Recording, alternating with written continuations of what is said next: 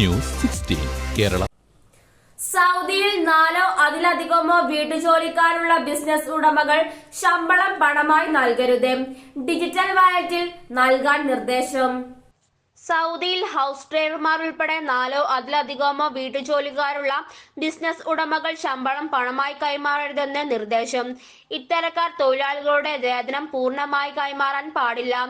ശമ്പളമിടപാടുകൾ പൂർണ്ണമായും ജീവനക്കാരുടെ ഡിജിറ്റൽ വാലറ്റുകളിലേക്ക് മാറ്റണമെന്ന് ഗാർഹിക തൊഴിലാളി സേവന പ്ലാറ്റ്ഫോമായ മുസാനത്ത് അറിയിച്ചു.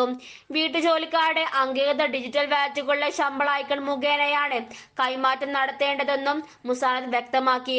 2025 ജനുവരി 1 മുതൽ ഇത് പ്രാബല്യത്തിലാകും. രാജ്യത്ത് പുതുതായി എത്തുന്ന വീട്ടുജോലിക്കാരുടെ ശമ്പളം ജൂലൈ 1 മുതൽ ഡിജിറ്റൽ വാലറ്റുകളിലൂടെ മാത്രമേ നൽകാൻ പാടുള്ളൂവെന്ന് മുസാനത്ത് പ്ലാറ്റ്ഫോം കഴിഞ്ഞ ദിവസം അറിയിച്ചിരുന്നു.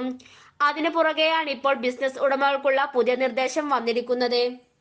ശമ്പളം പൂർണ്ണമായോ ഭാഗികമായോ മുൻകൂർ കൈമാറുക, വേതനത്തിൽ കുറവോ വർധനവോ വരുത്തുക തുടങ്ങിയ സേവനങ്ങളെല്ലാം ഡിജിറ്റൽ വാലറ്റിൽ ലഭ്യമാകും. വീട്ടുജോലിക്കാരുടെ തൊഴിൽ അന്തരീക്ഷം മെച്ചപ്പെടുത്തുക, വേതനം വേഗത്തിലും വിശ്വസനീയമായും കൈമാറുക എന്നിവയാണ് പുതിയ മാറ്റത്തിലൂടെ മന്ത്രാലയം ലക്ഷ്യം വെക്കുന്നത്. ജീവനക്കാരുടെ ശമ്പളം നൽകാത്ത കേസുകളിലടക്കം ഇനി തെളിവായി ഡിജിറ്റൽ വാലറ്റിലെ രേഖകൾ ഉപയോഗിക്കാം. News 16 news desk. പക്ഷമില്ല, വിവേചനമില്ല. നേരിനൊപ്പം, നാടിനൊപ്പം, നാട്ടുകാർക്കൊപ്പം. News 16 Kerala channel.